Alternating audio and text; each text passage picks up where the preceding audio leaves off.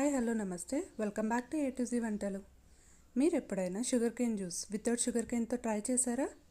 అదేలాగో తెలుసుకోవాలంటే ఈ వీడియో చూసేసేయండి. ముందుగా ఒక మీడియం సైజ్ బెల్లం పీస్ని తీసుకొని ఇలా కట్ చేసేసుకోండి.